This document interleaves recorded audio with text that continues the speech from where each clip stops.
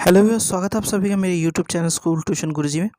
आज हम बात करेंगे वर्कशीट 67 की, जो कि 14 दिसंबर के लिए जारी की गई है। ये क्लास 10th की साइंस सब्जेक्ट से रिलेटेड वर्कशीट है। यहाँ बच्चे अपना नाम लिखेंगे और यहाँ अपने क्लास टीचर का नाम लिखेंगे।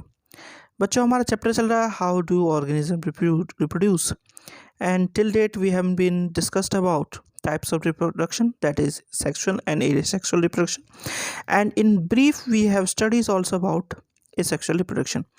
So now today we will be going to study about sexual mode of reproduction. तो चलिए बच्चों, देखते हैं, जानते हैं, समझते हैं कि आज की वर्कशीट और आपके चैप्टर में क्या नया खास है और क्या आपको ये बताना चाहता है। तो चलिए बच्चों, शुरू करते हैं। Sexual mode of reproduction. Sexual reproduction is the production of a new organism from two parents by making use of their gamete or sex cells. Here, gametes which contain only half the number of chromosome and will develop into a new organism. यानी कि sexual mode of reproduction कब होता है बच्चों?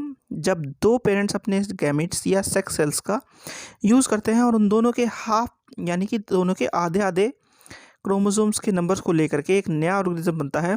ये होता है sexual mode of reproduction बच्चों, सिंपल वे में। अब why sexual reproduction is important, तो ये इंपॉर्टेंट क्यों है बच्चों? Sexual reproduction promotes diversity of character in the offspring because it results from the fusion of two gametes. यानी कि ये क्या करता है? डाइवर्सिटी को प्रमोट करता है, क्योंकि दो जो ऑफस्प्रिंग बनेगा उसमें क्या होगा? फ्यूजन की वजह से बन रहा है, यानी दो तरह के गैमेट्स के फ्यूजन की वजह से बन रहा है वो।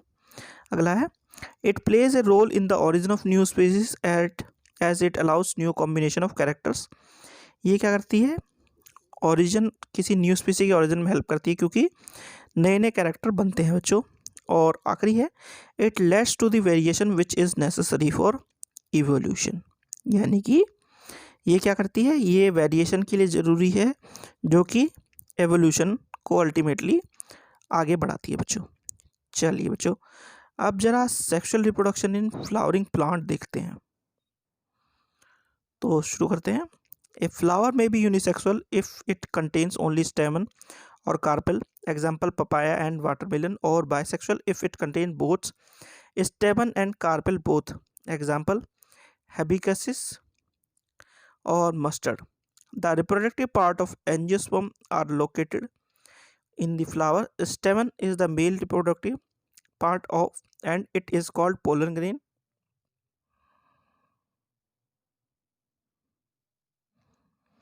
Carpel is present in the center of a flower, and is the female reproductive part. It is made up of three parts.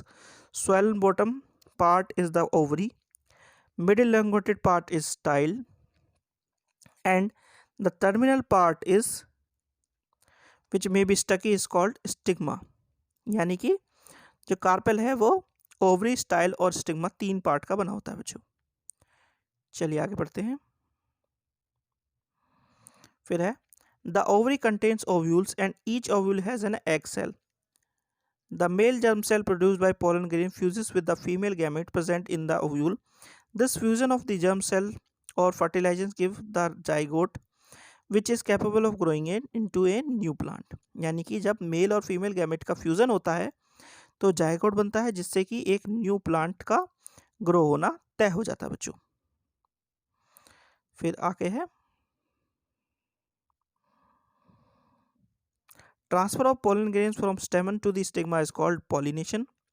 If the transfer of pollen occurs in the same flower, it is referred as cell pollination. If the pollen is transferred from one flower to another, it is known as cross pollination.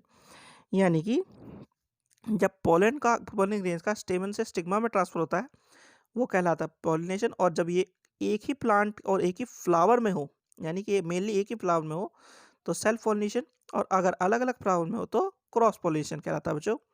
फिर है, this transfer of pollen from one flower to another by agents like wind, water और air. ये किसके द्वारा होता है बच्चों? Wind, water और एयर के द्वारा होता है। अगला है, after the pollen lands on a suitable stigma it has to reach the female germ cell which are in the ovary. यानी कि जब वो किसी जगह पर पहुंच जाते हैं तो उन्हें स्टिग्मा में फीमेल जर्म सेल के अंदर पहुंचना होता है, ओवरी के अंदर, ताकि वो ग्रो कर सके बच्चों। For this, a tube grows out of the pollen grain and travels through the style to reach the ovary. The ovule develops a tough coat and is gradually converted into seed. The ovary grows rapidly and ripens to form a fruit. Meanwhile, the petals, sepals, stamens, style, and stigma may shrivel and fall off. The seed contains the future plant and embryo which develops into seedling under appropriate condition. This is called germination. यानी कि seed में क्या है, future plant होता है जो कि seedling के तौर पर रहता है, और जब उसे फेवरेबल कंडीशन मिलती है तो वो नए प्लांट को जन्म देता है, जिसे हम जर्मिनेशन कहते हैं बच्चों। तो चलिए बच्चों, अब क्वेश्चन आंसर देख लेते हैं। पहला क्वेश्चन है, how sexual reproduction create variation.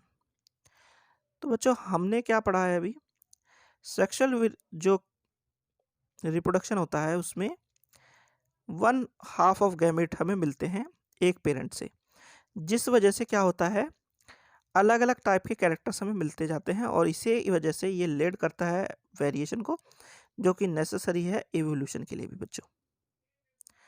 चलो बच्चों, अगला क्वेश्चन देखते हैं। अगला क्वेश्चन है, why is sexual reproduction important. तो सेक्सुअल रिप्रोडक्शन इंपॉर्टेंट है बच्चों 3 कारणों से, जो यहाँ पे दिए हैं 3 कारणों से। पहला है, ये डाइवर्सिटी को प्रमोट करता है और अलग अलग कैरेक्टर्स के कॉम्बिनेशन को फेस करता है, क्योंकि हाफ नंबर ऑफ क्रोमोसोम एक पेरेंट से मिलते हैं और हाफ नंबर ऑफ क्रोमोसोम दूसरे पेरेंट से मिलते हैं। फिर है, नए कैरेक्टर्स को कंबाइन करता है या नए कैरेक्टर्स को बनाने में मदद करता है, जो कि नए स्पीशीज के ओरिजिन में हेल्प करता है। और आखिरी में ये क्या करता है बच्चों, ये वेरिएशन को ग्रो करता है, और जो कि एवोल्यूशन के लिए जरूरी है। ये 3 कारण है जिस वजह से सेक्सुअल रिप्रोडक्शन इंपॉर्टेंट हो जाता है बच्चों। चलिए बच्चों, क्वेश्चन नंबर 3 है, गिव एग्जांपल्स यूनिसेक्सुअल और बाइसेक्सुअल फ्लावर्स। यूनिसेक्सुअल और बाइसेक्सुअल फ्लावर कौन से होते हैं बच्चों। तो यूनिसेक्सुअल कौन से होते हैं, जिसमें स्टेमन और कार्पेल होता है खाली, वो यूनिसेक्सुअल है। उसका एग्जांपल है पपाया एंड वाटरमेलन। और बाइसेक्सुअल क्या होता है, जिसमें बोथ यानी स्टेमन और कार्पेल दोनों हो, जैसे हेबिस्कस और मस्टर्ड। ये क्या है बच्चों, ये है बाइसेक्सुअल प्लांट। क्वेश्चन नंबर 4 है, differentiate between self and cross pollination. तो सेल्फ पॉलिनेशन कब होता है बच्चों, इन केस जो पोलन है वो सेम फ्लावर में ही चले जाए तो सेल्फ पॉलिनेशन, और पोलन अगर ट्रांसफर हो जाए किसी अदर फ्लावर पे एक फ्लावर से तो कहलाता है क्रॉस पॉलिनेशन बच्चों। चलिए अगला क्वेश्चन देखते हैं। अगला क्वेश्चन है question number 5, what is germination, how seeds and fruit are formed. तो जर्मिनेशन क्या है, germination एक process है, the seed contains the future plant or embryo which develops into seedling under appropriate condition, this is called germination। तो ये क्या है, germination क्या है, जब सीड से फ्यूचर प्लांट बनता है उसके प्रोसेस को हम पूरे के पूरे प्रोसेस को, जिसमें उसे जब फेवरेबल कंडीशन मिलती है तब वो ग्रो करता है, पूरे पूरे प्रोसेस को क्या कहलाते हैं, जर्मिनेशन कहलाते हैं। और अगला पार्ट है, how seeds and fruit are form. तो सीड्स और फ्रूट क्या फॉर्म, कैसे फॉर्म होते हैं, जब ये दोनों के दोनों कंबाइन करते हैं तो क्या होता है बच्चों,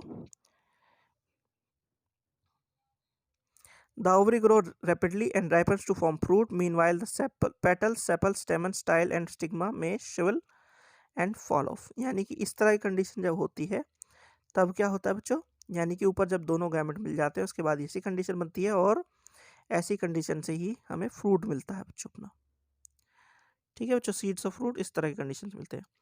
तो बच्चों ये होगी आपकी वर्कशीट कंप्लीट, और वीडियो भी आशा करता हूँ आपको वीडियो अच्छी लगी होगी। अगर वीडियो अच्छी लगी हो तो चैनल को सब्सक्राइब करें, वीडियो को लाइक करें, शेयर करें। Thank you.